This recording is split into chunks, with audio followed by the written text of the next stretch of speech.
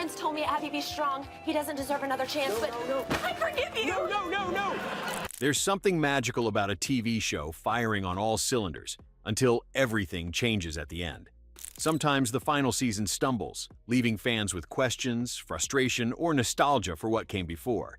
Here's a countdown of iconic shows that just couldn't stick the landing. Number 1. True Blood. Let's go back to the sultry swamps of Bonton, Louisiana, where True Blood once oozed with everything you wanted in supernatural TV. Vampires, intrigue, and a wild Southern Gothic heart.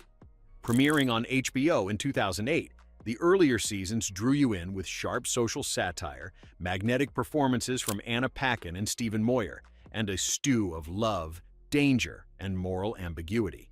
Its world felt dangerous and alive. Every corner hinted at secrets, every character had a pulse.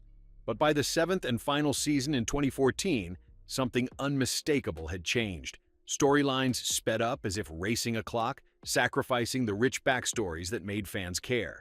Network pressures for closure led to killed-off favorites, hasty love triangles, and a jumble of new plot threads, far from the show's measured, moody beginnings. Behind the scenes, key writers departed, and creator Alan Ball's absence loomed large, dampening the spark that once set True Blood apart. What used to be a guilty midnight feast for the senses now felt like reheated leftovers. Familiar, but missing the magic. Fans who once basked in its fearless mix of horror and romance were left longing for the nights when anything could happen, and every character's fate hung deliciously in the balance. Time may have dulled the series' fangs, but those first seasons still flicker in our memories, dark and irresistible as ever. Number 2. Seinfeld. The laughter always came easy when Jerry, Elaine, George, and Kramer were scheming their way through New York's quirks. But in 1998, Seinfeld's legendary run closed with a finale that left fans at a loss.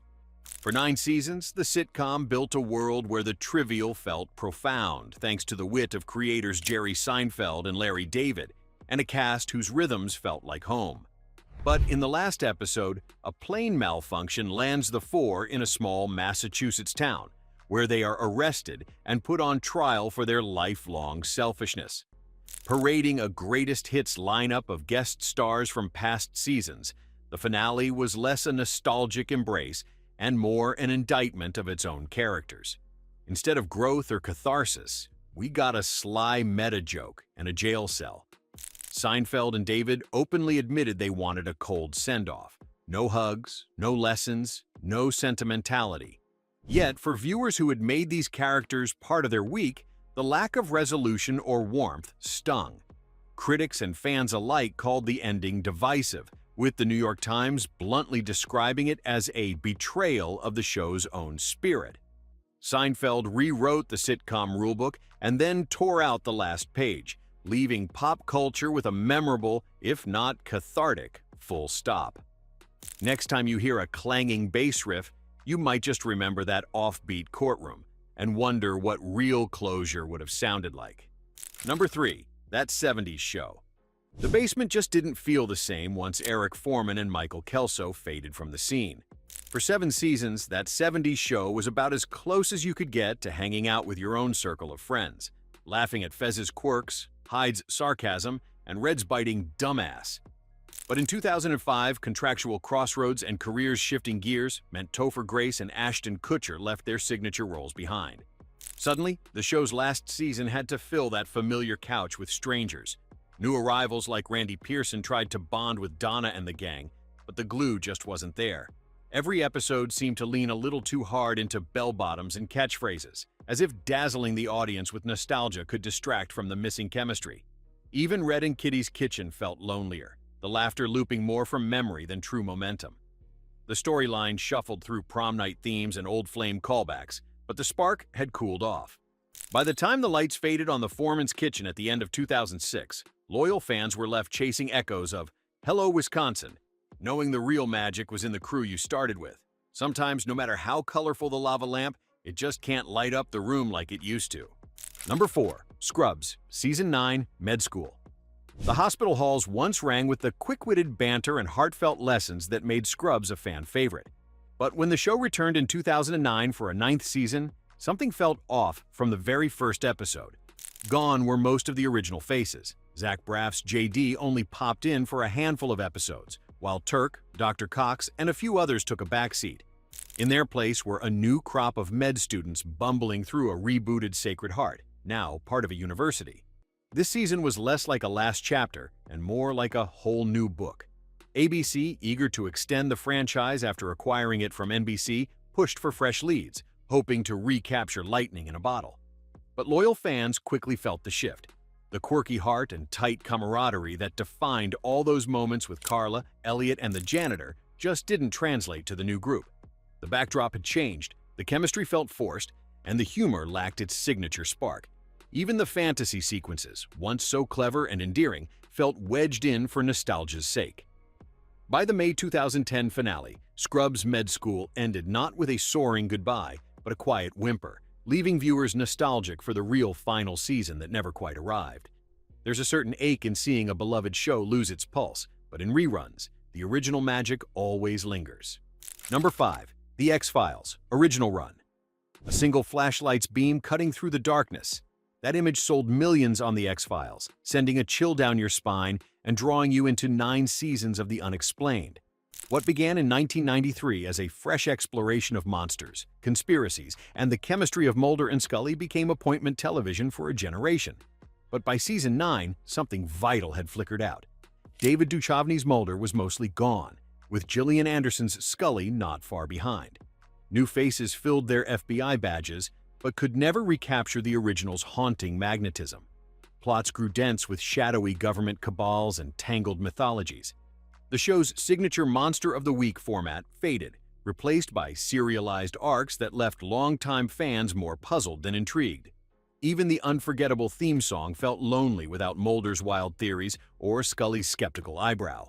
Exhaustion behind the cameras contributed too. Series creator Chris Carter and the writers' room battled burnout after close to a decade of keeping the truth out there. In the end, 2002's finale tried to tie conspiracy knots into a satisfying bow, but it couldn't match the earlier year's spooky delight. The nerves, the tension, the delightful weirdness, the eerie spark was missed. Still, every time you hear that whistling theme or see a field shrouded in mist, it's the early X-Files you remember, back when anything seemed possible in the darkness. Let's pause for a second. Do you remember the first X-Files episode you ever watched? Were you more intrigued by the monsters or the government conspiracies? Share your favorite Mulder and Scully moments below. Number 6. Roseanne, Original Run. A kitchen phone rings and you hear a familiar laugh.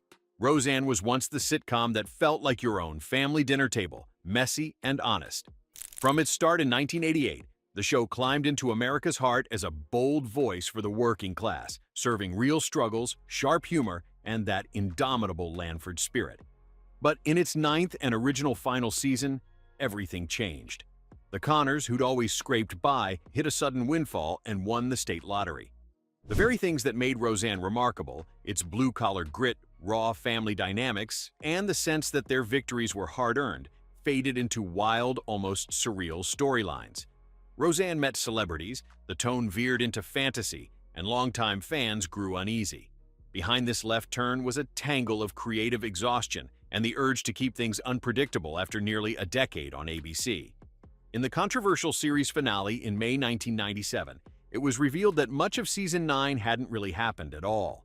Roseanne had been writing a fictional version of her family's life to cope with real loss and disappointment. For some, this twist stung, a cold curtain drop after years invested with the Connors. The comfort of Roseanne's original kitchen signaled the end of an era. But even as the credits rolled, viewers carried forward a hunger for real stories, told with laughter and love. Number 7. Lost.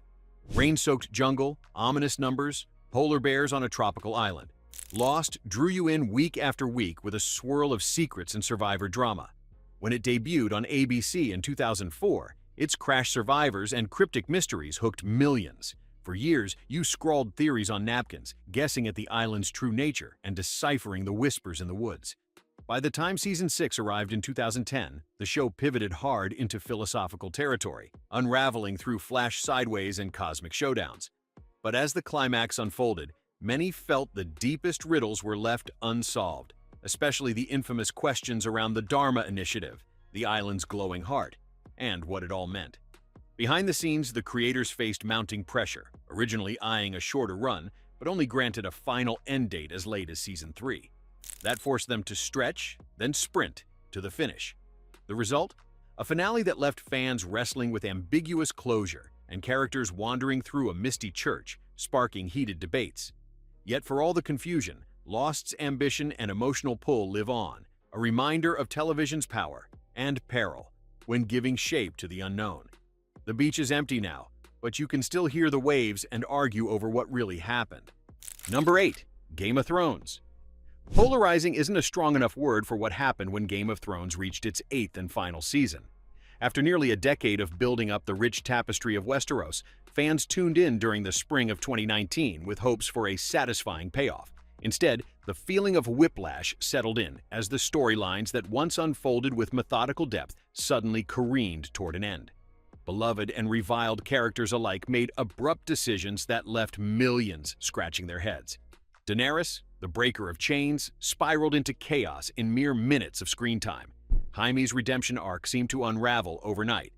The infamous Night King, whose threat had loomed since Season 1, was dispatched with bewildering speed. HBO reportedly offered the showrunners more seasons to fully honor George R.R. Martin's epic, but deadlines and other opportunities beckoned them away. As each episode aired, hope flickered for a return to the show's roots of scheming intrigue, sharp dialogue, and unpredictable consequences. But with each rushed twist, the sense of inevitability grew. By the time Bran Stark ascended the throne in the divisive series finale, the nuance and complexity that had defined Game of Thrones felt lost. Still, for those who remember its golden years on Sunday nights, there's no denying the spell the show once cast, or the great dragon fire it left behind. Number 9. Dexter. Red-lit Miami nights, a secretive serial killer with a code, and a blood spatter analyst by day.